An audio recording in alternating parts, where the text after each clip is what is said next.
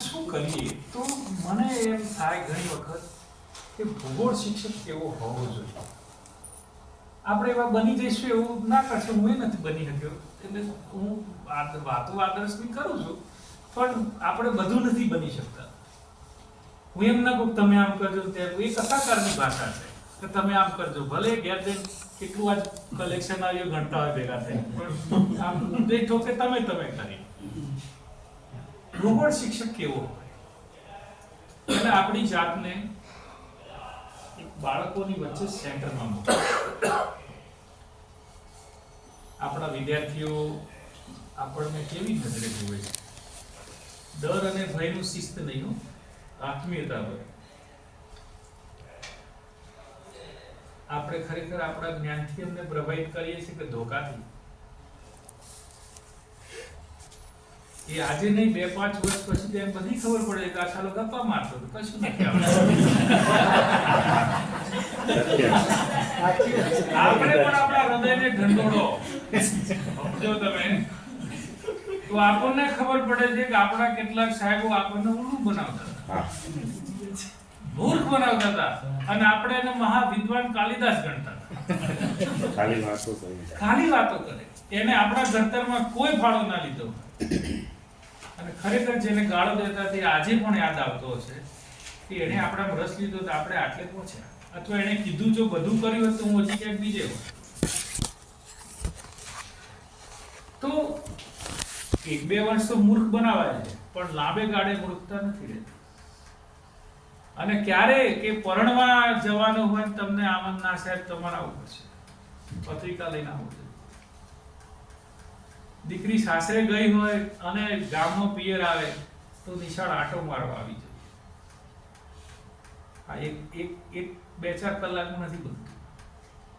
પડે આ સંબંધને સ્નેહ પાઈ ઉછેરવો પડે. અને સ્નેહ પાવો એનો મતલબ લેસન ના લાવ તો જવા દેવો, સીધો ના બેહો તો બેહવા દેવો, મોપારી ખાઈને આવે ખાવા દેવી, ખૂણા થૂકતો એ નથી. બહુ સસ્તી લોકપ્રિયતા લેવા તમે સ્ટાફમાં પણ જોજો, કેટલાક લોકો સસ્તી લોકપ્રિયતા લેવા માટે એટલા બધા તત્પર થઈ જાય. સ્કૂલના 2-4 તોફાની તત્વોને હાથ ઉપર રાખે, તું મજામાં, તને એને કંઈ બોલે નહીં, એને બધી અનુકૂળતા કરી આપે, આંખાના કાન કરે. એમ લોકપ્રિય ના થવાય.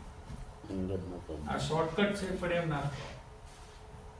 તો આપણે આપણી જાતને મૂકીએ કે જે લોકો ભણવા આપણી સામે બેઠા છે, જિજ્ઞાસુ છે, એની જિજ્ઞાસા સંતોષા એટલું આપણને આવડે, આપણે એવો પ્રયાસ કરીએ.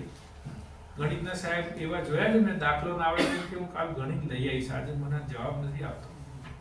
મારી મછેડીને એમ ના કે પાછળ આપેલો જવાબ ખોટો છે, એવું સમજાય છે કેટલીક વાર.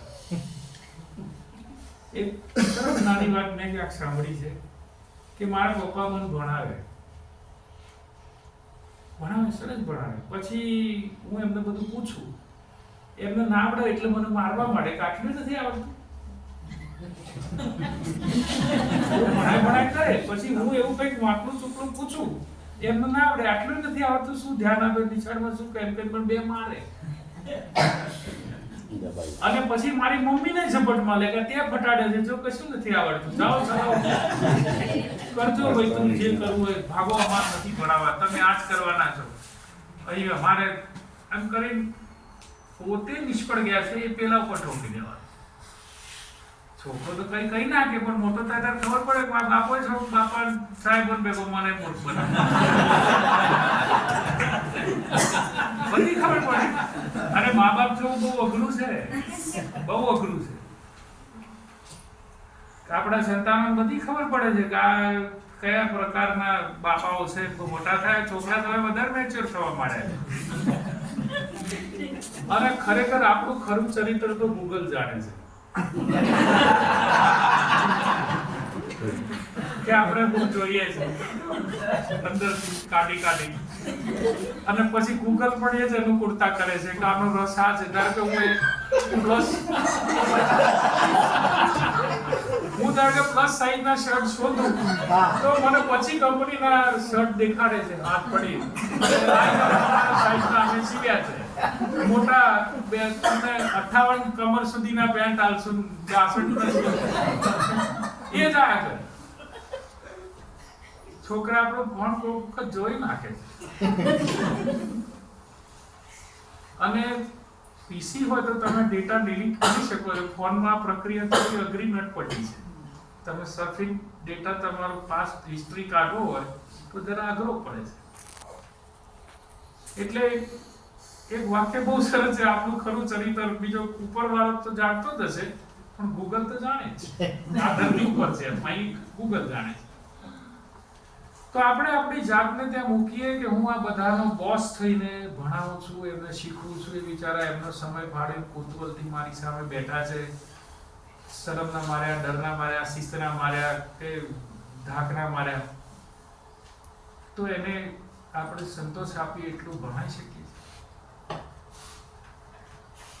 ભણાઈ બહાર નીકળ્યા પછી તૃપ્તિનો ઓળકાર આવવો જોઈએ. સરસ ભણાય. શાળામાં કેટલીક પરિસ્થિતિ સર્જાય છે, કેવી સર્જાય જોઈએ. પ્રાર્થનામાં અશિસ્ત થાય એટલે તરત જ પ્રિન્સિપાલને બધા કે પીટી ટીચરને બોલાવો, એટલે ટીપોડી બધું લઈને આવે.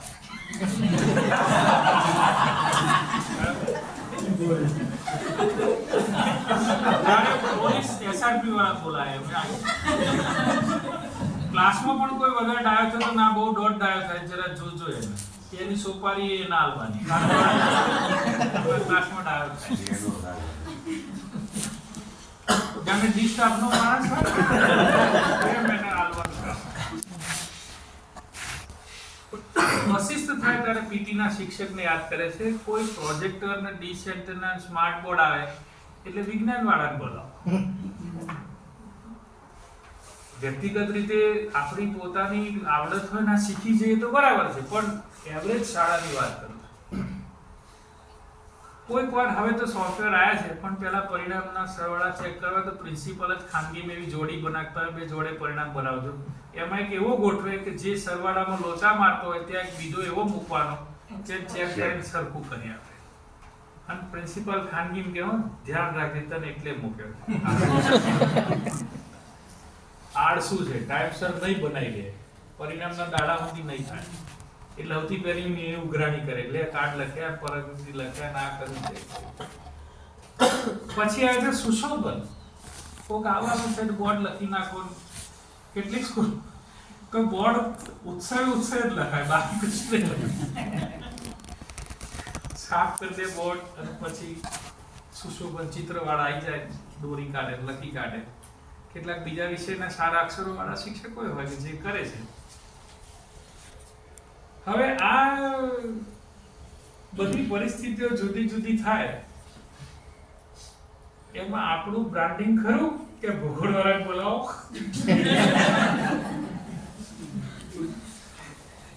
આપણે એવી કોઈ સમૂહ પ્રયત્ન કરીએ તો આ બાઉન્ડિંગ થાય. એકલ દોકલ તમે આ બધું કરનારા લોકો છે, આમાં એક પણ એક કામ હું કરી દઉં, બરાબર?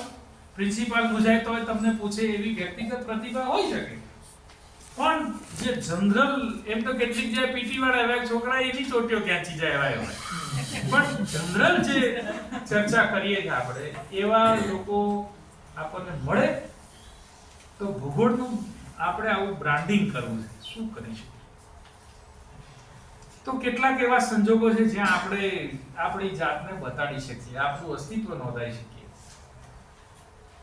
એક છે બે સ્થળના અંતર જાણવા. ગૂગલ છે એટલે તો હવે જાણી લે છે, પણ પહેલા નહોતું ત્યારે બહુ અગવડ પડતી હતી.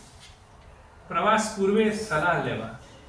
હમણાં મારો એક ઓળખીતો રામેશ્વર ગયો છે, મિત્ર ભાવે, થોડો વડીલ છે ભાઈ. મેં કીધું છત્રી લીધી? એટલે કે હા અમે બે લીધી. તો મેં કીધું બહુ સરસ.